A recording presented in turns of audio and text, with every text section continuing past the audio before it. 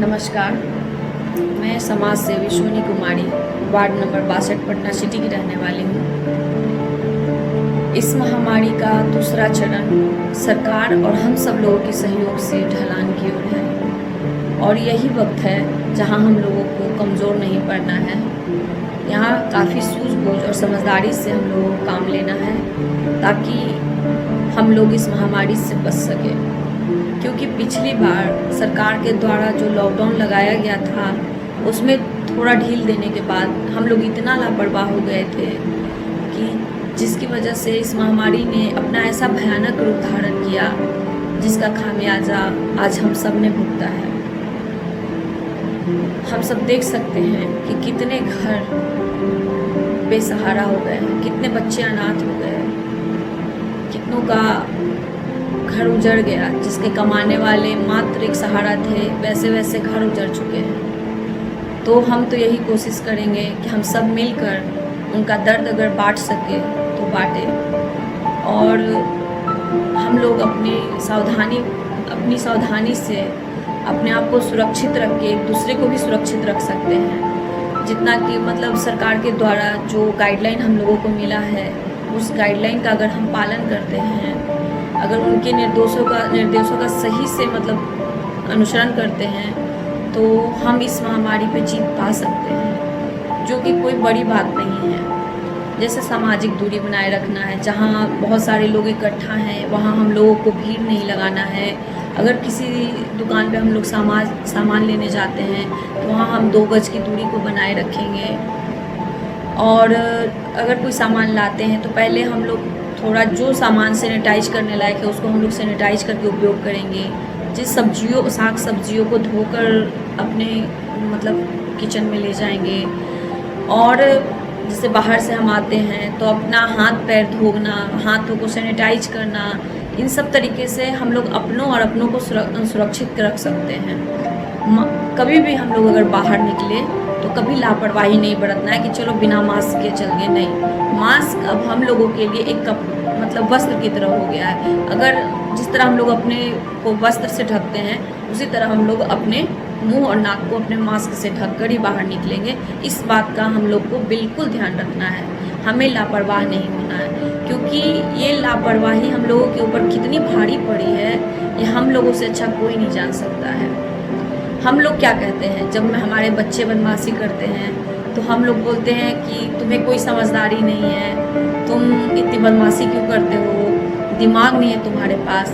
लेकिन आज अगर हम देखें तो हमारे बच्चे हमसे ज़्यादा समझदार हैं, उनके पास हमसे ज़्यादा दिमाग है। क्योंकि हमने जैसा उन्हें समझाया, जिस तरह से हम लोगों ने उन्हें घर पे रखा, वो लोग हम लोगों का हर बात माने, उस तरह से उन लोग सख्ती का मतलब अपने इति का पालन किया, जिस वजह से उन्हें हम लोग सुरक्षित रख पाए। और लेकिन हम लोग किसी भी चीज़ का सही से पालन नहीं कर पाए। कहीं ना कहीं हम लोगों से लापरवाही होती रही, जिससे इस महामारी को हम लोगों ने झेला है और देखा है। हमारे बच्चे कितना मतलब उनसे एक बचपना छीन गया। लोग 1.5 साल से स्कूल नहीं जा पाए। जिस महामारी को हम लोग मात्र 15 दिनों में हरा सकते थे, उस महामारी को हम लोग 1.5 साल से झेल रहे हैं। हमारे बच्चे झेल रहे हैं। उनका स्कूल मिस हो रहा है, वो अपना बस स्टॉपेज, बस सब कुछ मिस करते हैं, अपने दोस्तों को मिस करते हैं, बस घर में पैक रहते हैं। लेकिन हाँ, उन्होंने अपनी समझदारी को दिखाया। उनसे हमें सीखना चाहिए कि बड़ों को भी समझदारी लाना कितनी ज़रूरी है। और जैसा कि वैक्सीन के बारे में जो अफवाह फैलाया जा रहा है कि वैक्सीन लगाना सेफ़ नहीं है, बहुत सारे लोग इस अफवाह में आ जा रहे हैं। मैं सिर्फ उन भाई बंधुओं से हाथ जोड़कर प्रार्थना करूंगी कि नहीं, वैक्सीन बिल्कुल सेफ़ है। जिस तरह हम लोगों को बचपन में कोई बीमारी के लिए टीका लगता है, उसी तरह से ये एक नया मतलब ये भी एक नया टीका बन गया है जो हम लोग अब बड़े में लगवा रहे हैं, फिर बचपन से लगना शुरू हो जाएगा। इस तरह से ये कोई बुरी बात नहीं है, चाहे वैक्सीन में कोई खराबी नहीं है। वैक्सीन लगाना हम लोगों के लिए बहुत ज़रूरी है।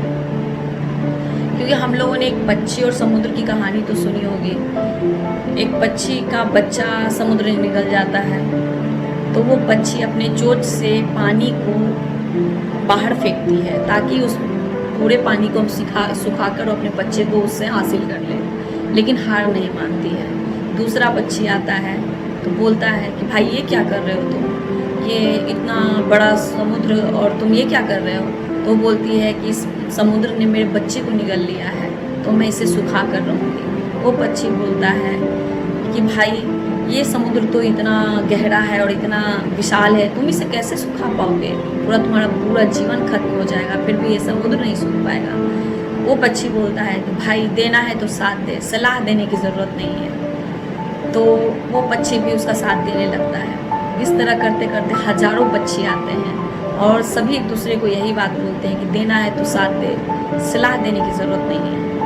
और फिर इस तरह से जो इंद्र भगवान के सवारी गरुड़ जी होते हैं वो भी यही बात बोलते हैं कि वो भी आने लगते हैं पक्षियों का मदद करने के लिए और समुद्र सुखाने।